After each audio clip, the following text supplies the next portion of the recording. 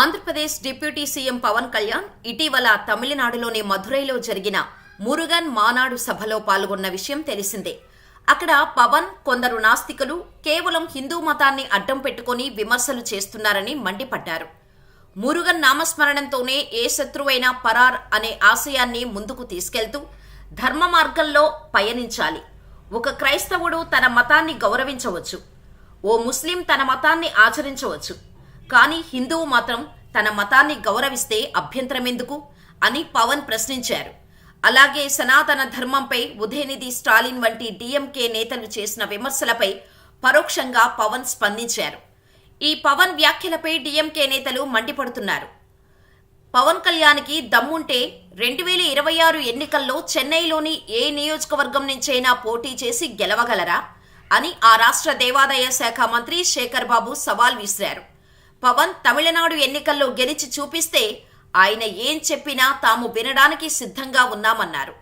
అసలు తమిళనాడులో పవన్కు ఏ సంబంధం ఉందని, ఇక్కడికొచ్చి తమను ప్రశ్నించడానికి ఆయనెవరని తీవ్రస్థాయిలో మండిపడ్డారు. బీజేపీ మత మాయలో పడొద్దని తమిళులకు సూచించారు. ఈ క్రమంలో వీసీకే పార్టీ నిర్వహించిన ఓ సభలో మాట్లాడిన సత్యరాజ్ ఇండైరెక్ట్ గా పవన్ కళ్యాణ్ను టార్గెట్ చేస్తూ కీలక వ్యాఖ్యలు చేశారు. దేవుడి పేరుతో తమిళనాడులో రాజకీయాలు చేస్తే ఊరుకోమని వార్నింగ్ ఇచ్చారు. పెరియాన్ సిద్ధాంతాల్ని నమ్మిన మమ్మల్ని ఎవరూ మోసం చేయలేరని అన్నారు. తమిళ ప్రజలు తెలివైన వారు అని, తమిళనాట మీ ఆటలు సాగవు అన్నారు. మమ్మల్ని మోసం చేశారని అనుకుంటే అది మీ తెలివి తక్కువ తనమవుతుందని పవన్పై విరుచుకుపడ్డారు సత్యరాజ్. ప్రస్తుతం ఇందుకు సంబంధించిన వీడియో సోషల్ మీడియాలో వైరల్గా మారింది. కాగా సత్యరాజ్ ఎవరిని ఉద్దేశించి ఇలా మాట్లాడారు అనేది చెప్పలేదు. కానీ సామాజిక మాధ్యమాల్లో మాత్రం పవన్ కళ్యాణ్నే ఉద్దేశించి చెప్పినట్టు ప్రచారం జరుగుతోంది. ఈ క్రమంలోనే ద్రావిడియన్ భావజాలానికి వ్యతిరేకంగా ఎవరైనా అడుగు వేస్తే ఎదురు దెబ్బ తప్పదు అనే భావనను సత్యరాజ్ ప్రస్తావించినట్టుగా విశ్లేషకులు భావిస్తున్నారు. మరోవైపు సత్యరాజ్ వ్యాఖ్యలపై సోషల్ మీడియాలో విభిన్న అభిప్రాయాలు వ్యక్తమవుతున్నాయి. కొందరు ఆయనను పొగడ్తలతో ముంచెత్తుతుంటే మరికొందరు వ్యక్తిగతమైన అభిప్రాయాలను ఇలా బహిరంగ వేదికలపై చర్చించటం కరెక్ట్ కాదని విమర్శిస్తున్నారు.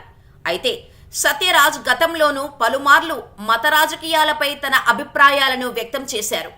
ముఖ్యంగా తమిళనాడులో ద్రవిడ ఉద్యమ వారసత్వాన్ని, పెరియార్ సిద్ధాంతాలను ఆయన బలంగా సమర్థిస్తారు. మతం ఆధారంగా ప్రజలను విడదీసే ప్రయత్నాలను ఆయన వ్యతిరేకిస్తుంటారు.